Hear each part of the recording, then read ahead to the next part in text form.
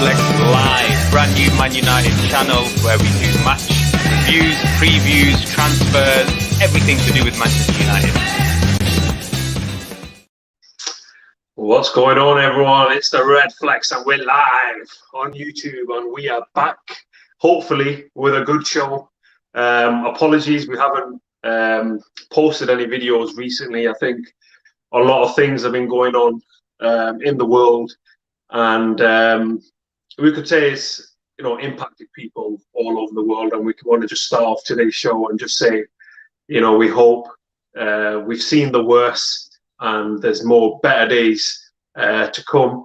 But Harris, what is going on? I have literally not spoken to you probably since the last show. What's happening? Yeah, lots happened, hasn't it? Both off the field, on the field, other issues around the world. But yeah, let's do what we do best. Let's get hyped up for the final. I know there's been, it's ended up being a bit of a damp squid. The end of the season, last few games, performances, things like that. But we've got something to be excited about, and I think our build up to that massive game starts today. Yeah, let's get straight into the video. We've got a lot of things that we want to cover, and I know that you mentioned we want to start the hype train going into the biggest game of the season, Manchester United versus Villarreal in the Europa League final. However, Harris, there's some people, maybe myself included, that are saying that Manchester United season is threatening to derail. And let's put a little bit of meat on the bones there. Obviously, there was momentum, talks of progress. I know that second is secured. I know we didn't do a video covering the Liverpool game, but you'd have to agree that it is a bitterly disappointing end. I'll be honest with you, Aris, I didn't even watch the highlights to the Liverpool game. That's how hurt I was. I've still not seen the goals. Surely this was our opportunity to, all right, fair enough, we're not going to win the title, but the points difference now is we're not even anywhere near it. Does it matter? I think it does. I mean, look, you want to, I just think, you got to be like going in with a bit of form, a bit of momentum. You can't be just, hobbling along. I mean, that, for me, there's always going to be excuses because of that. The 3 games in 5 days business, yeah, which is fair enough. I know you'd rested, a lot of players on Tuesday, but there were other stuff going on with the protests and all that kind of stuff. So, yeah, I mean, it is what it is. I would have loved to have knocked Liverpool out. Seen them on a Thursday night, mate. Can't tell you, Qasim, I would have absolutely loved it. Into it, aren't they? Let's be honest. Thursday night football, they deserve it. The Scousers deserve it. They were going off on one, thinking they had the bee's knees. Klopp, I used to love watch his interviews like a little spoiled little brat. Oh, we've done well, but I can't explain it. I don't know what's going on. We tried, but all that garbage coming out of his gob. I just wanted to see him in Europa League. It's not going to happen anymore, and we had control of it. Forget the other teams. Those teams are just, nobody's. We had the chance to do it. We didn't do it. Yes, there were some factors, but I'm gutted about that. Look, if we win the Europa League, finish second, it's job done. I would have loved to have been 5-6 points off City, because then the conversation would have been a bit different, because now it's going to be in the media. It's going to be, how do Man United claw those 10, 13, whatever points it might end up being on Man City. Whereas if it was 5-6 points, everyone would have been, oh, they're nearly there. They just need to make a few changes, a few adjustments. So yeah, but let's not get that in the way of what is, the biggest game of Ole's tenure. And, we just got to get behind the boys and hope they do the job. Yeah, last reference to Liverpool on the RedFlex, we don't really like bringing them up. But what would have been funnier, I was looking at the table and there was a 1 point, because next season there's going to be yet another UEFA competition starting, the UEFA Conference League. I would have loved to see Liverpool in that. That would have been awesome. That would have been amazing. But unfortunately, we couldn't get the job done. And fair enough, the Leicester game, we can write off. We had a bit of a joke about it, saying, we're happy to forgive the points. But while I was seeing us losing, it was equal amount of pain that I would have felt in the other game. So that, in hindsight, probably wasn't the right thing to say. Against Liverpool, we had our full team out. We had no excuses. But we're not going to focus on the Liverpool game purely because I don't want this weekend to be written off as well for my own sanity. So let's move on from the Liverpool game. But just one last thing about the season. Obviously, just from a purely, you could say, a momentum point of view, we're not going into this Europa League game in the best of form. And another problem is Harry Maguire, who has been the butt of a lot of people's jokes. Ruben Diaz, who recently won Player of the Year. If you look at his stats, Maguire actually has a lot more better stats in his favour. How much are we missing him? Because in the Liverpool game, it's so apparent that he is so important. And I think that is going to be a massive call whether or not he plays. What was that? Sorry, guys, I missed that. It cut off. Yeah, I was saying how crucial Harry Maguire's injury and how crucial is it that he plays in the Europa League final, because without him, Bailly and Lindelof look like the players we always thought, and that is, they're not good enough, especially together. I expected better of Bailly, to be honest. Lindelof, I was never a fan of. He's been put on the other side of the long ball to him, I guess. That through ball to Rashford, but apart from that, surely you need more than that. Yeah, more than that. I mean, with them two, you just know that we're going to concede every single game. And we'll have to score 2 against Villarreal. For me, there's no question about that. We're going to have to score 2 goals minimum against them. Minimum 2 to actually win that game. And I know we've not talked about the Fulham game, but that was a bit of a damper bit. But Cavani's goals, I'll give him a bit of airtime. Absolutely amazing, world class. I've not seen that type of goal for a couple of years by how good was it United player. It just felt so much better. Yeah, it felt right. It did. The celebration, seeing the fans, that's what it's about, isn't it? That's what football's about. Hopefully next year, we'll be at a few more games and we'll see some more goals. Just like you said, Alex, we haven't actually talked about the Fulham game. That's actually a good point. Very quickly, no matter what the scenario, that result is unacceptable. Surely that one was unacceptable. The other two, fair enough. But against Fulham, they're relegated, man. They're a relegated team. We're drawing 1-1. Come on, man.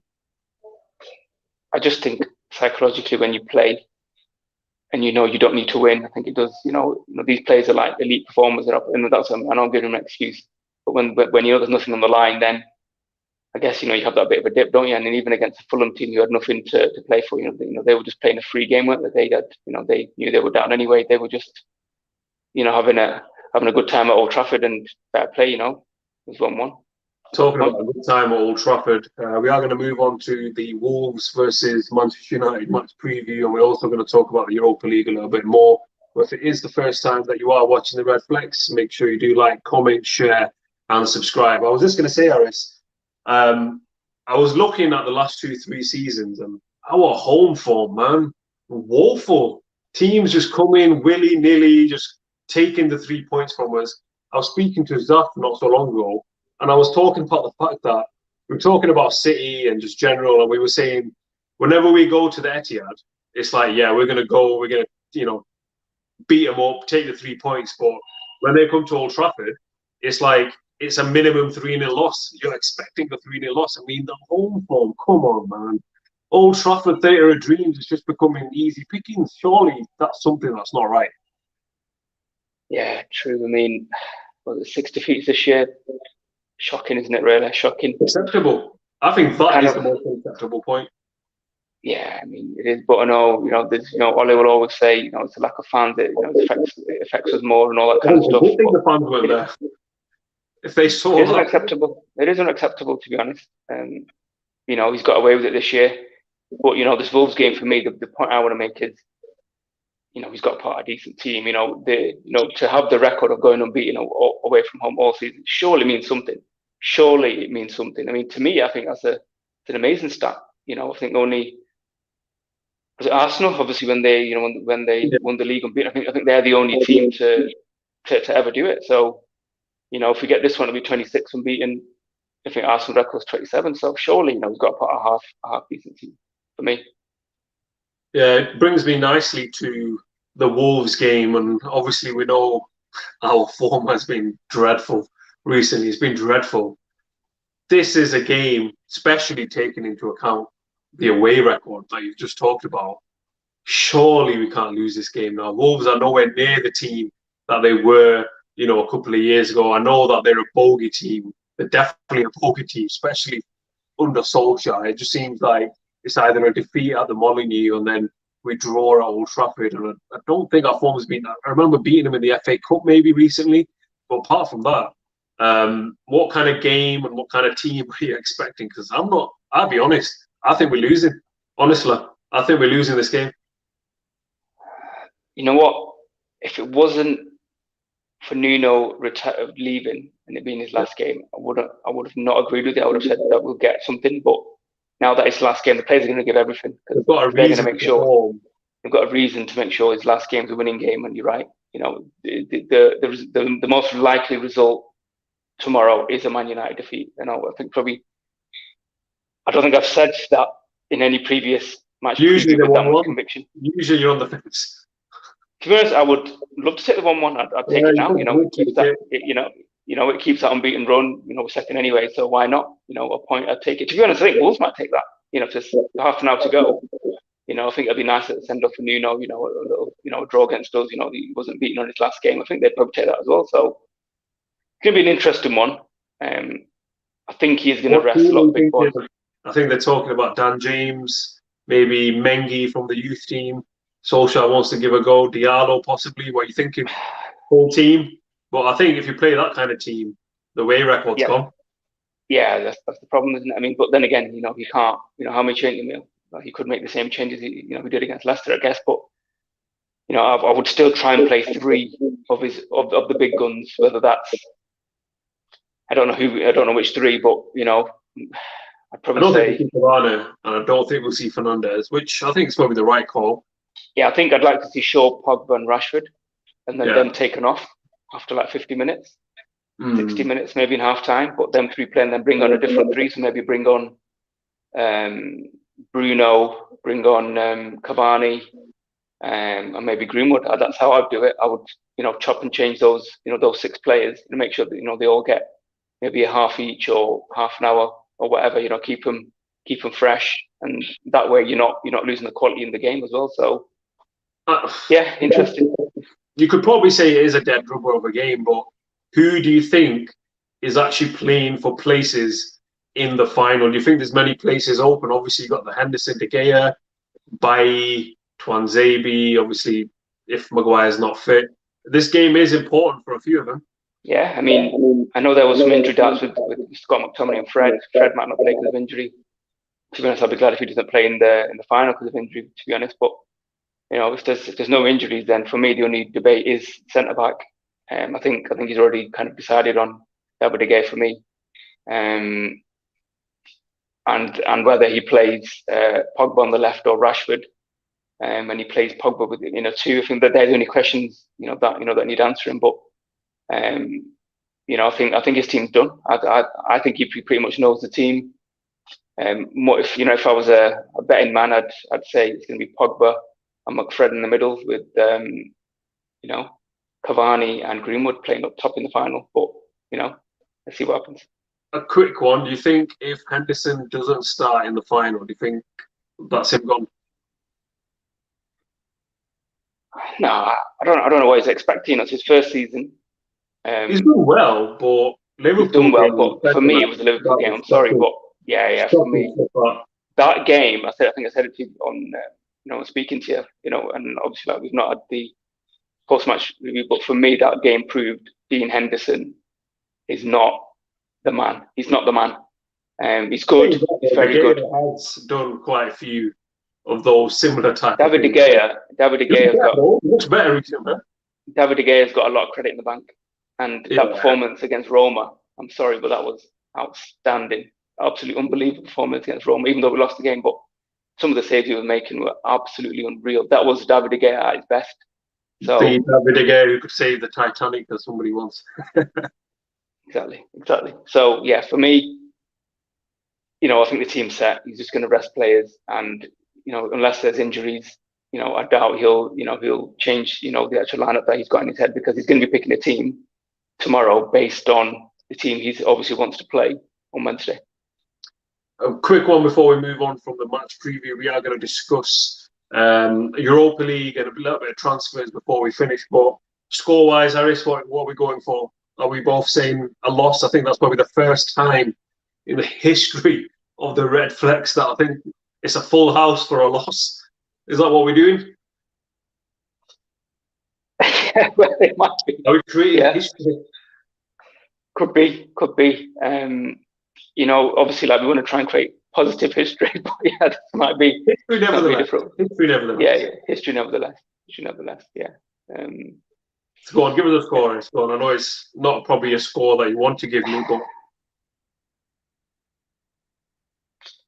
again, you know, how many changes is he going to make? That's the question. Is it going to be Leicester changes, or is it going to be something in between? I'm gonna say 1-1. You a sudden change. You sudden to a 1-1. I'm just lingering. I'm lingering on the thought. I'm lingering on the thought that he has the same, you know, thinking that I have, that this away record actually means something. To go the season unbeaten means something. So for that reason, I think he might play half a decent team. All right. So let me ask you a very important question now, right? So yeah. If we lose to Wolves and we lose the Europa League final, what does that mean for Manchester United? What does it mean for Ole Gunnar Solskjaer? What does it mean to you?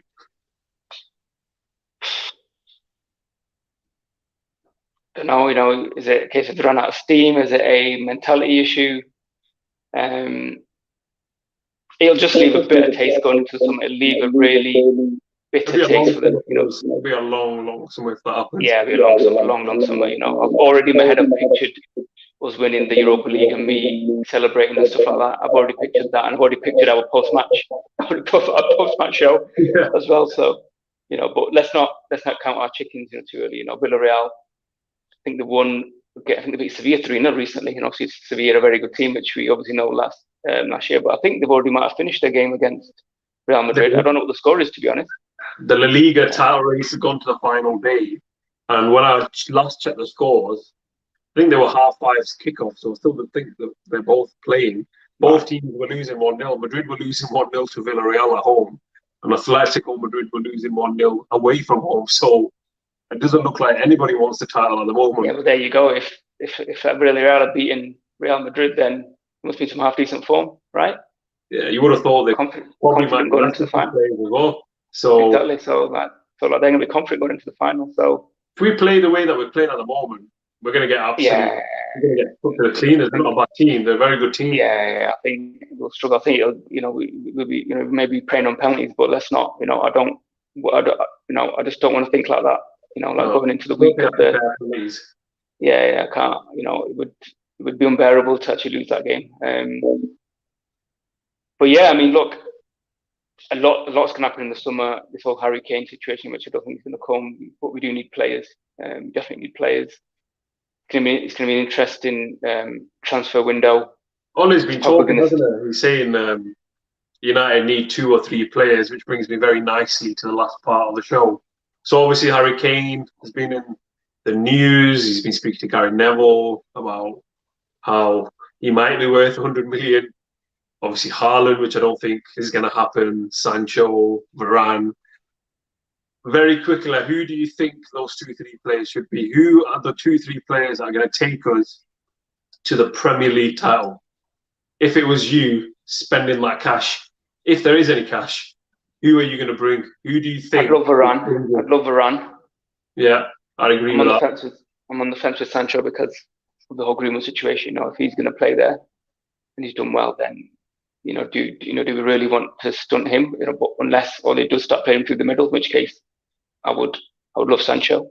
I think we just definitely need a defensive mid, a world-class defensive mid. As I said, I've been banging on about this all season. McFred is not the answer. We're not winning anything with McFred. You know, we're not winning any major title with those 2 playing for us. So, they should be backups at best. It has to be a world-class defensive mid. To be honest, I've been really impressed with Ndidi. Leicester. The 2 times that they played with, he's been outstanding. So, what price is that going to come up with? 50-60 mil, aren't you? For him. But I would love that type of player because I think him and Pogba in the middle, if he does stay, I think that's a very, very good midfield for me. If obviously Pogba goes, again, that leaves another question about that position. You know, who's going to play? You know, who we're going to get in. And to be honest, I can't think of anyone that would come to mind apart from Grealish. You know, he's the only one that would come to mind. So I'll be honest with you. I know there's people have a lot of opinion, but I'd ring Levy and say, look, here's 100 mil. Let's just bring Harry Kane, man. He'll get you 30 goals. Yeah, he might get injured for a few weeks, but so what? 30 goals. That 30 goals will win us the title, I think. You know, I think I said it to you, you know, when we speak on the phone. You know, why not offer Martial?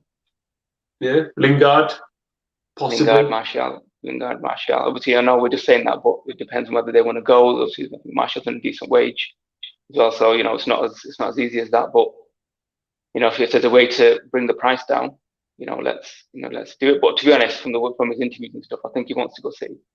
I think Man United will be option 2. To be honest, I think us and City are the only options. He will never go to Chelsea. He's not going to go abroad. So unless, you know, City decide that they don't want to pay the 100 and whatever, and you know there's no swap deals involved, then I can't see him coming to us. Talks of Danny Ings from Southampton. I think that could be actually a clever signing. Yeah. Obviously, he's played for Liverpool, which I don't think is that important in terms of the transfer here and now, but that could be a smart transfer. He could get. Yeah, I mean, I know you mentioned to Liverpool, but he didn't really. Yeah, he didn't pull up any. You know, you're kind of like. Yeah, he didn't pull up any trees. I know he was injured there, wasn't he, as well? But you know, does he have the mentality to play for a massive club? Is the question. But you know, he'd be the player who wouldn't complain if he wasn't playing every week. So I think that's a bonus, isn't it? You know, even if you played half the games and shared it with Cavani, then obviously it would work. So yeah, on that regard, it's you know, it would be a good signing. But you know, how much are you looking at for Danny Ings? You know, is it going to be 50 mil? Final year of his contract, so they were talking maybe 20 to 30 million. Yeah, fair enough. Not too bad. Cavani, Ings is a proper striker at least. Yeah, he is. Rather than Martial up front, anyway. Yeah, definitely. Because see it working. Yeah, why not? You know, he's an English striker. You know, Tosha likes to keep that kind of like British scorer players as well, and you know, I think in Ings' point of view, it won't harm his England chances as well, will it? So. You know, he'll be playing in the Champions League. So, yeah, it makes sense.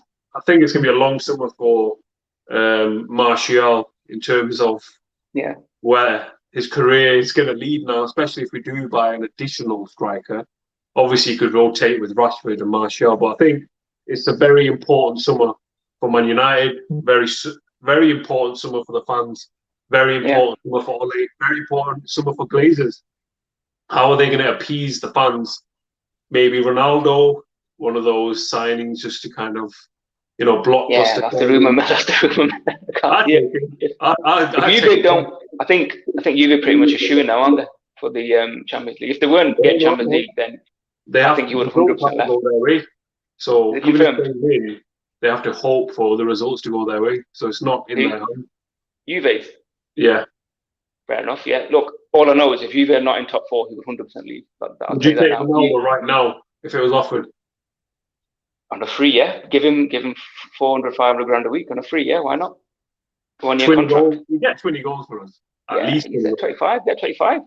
Yeah. Get 20. Get 25. I don't know if he's not moving as much, but you say Cavani's movements in the box are world class. Exactly. Let me tell you, Cristiano Ronaldo is right up there. Yeah. Imagine those headers, not maybe free kicks as much now, but that presence, you know, that fear. When you got Ronaldo coming out of Old Trafford, fear of dreams, people are going to be, you know, thinking twice of being maybe as confident as they are coming to Old Trafford. I think we need a signing like that, you know, to be Man United. A marquee signing. We do need a marquee signing, though, to be honest. Yeah, but I think that pretty much wraps up today's show. Wolves versus Manchester United tomorrow. It's not got a lot of riding on it, but Manchester United's away record is on the line. And I think if you ask every Manchester United fan, I think we deserve to maintain this away record because it has been absolutely unbelievable to go the whole season unbeaten. We will be back for the match reaction for Wolves versus Manchester United, and then starting from Monday, the RedFlex will be bringing you all the build-up to the biggest game of the season, Manchester United season is going to be on the line when they go 1-on-1 versus Villarreal in Poland in the Gdansk Stadium. Will Manchester United lift that trophy? I certainly hope so, but we're going to find out. Thanks for watching today's show, and if it is the first time that you are watching the RedFlex, make sure you do like, comment, share, and subscribe. And that's pretty much it. Thanks for watching, and we will be back with more stuff.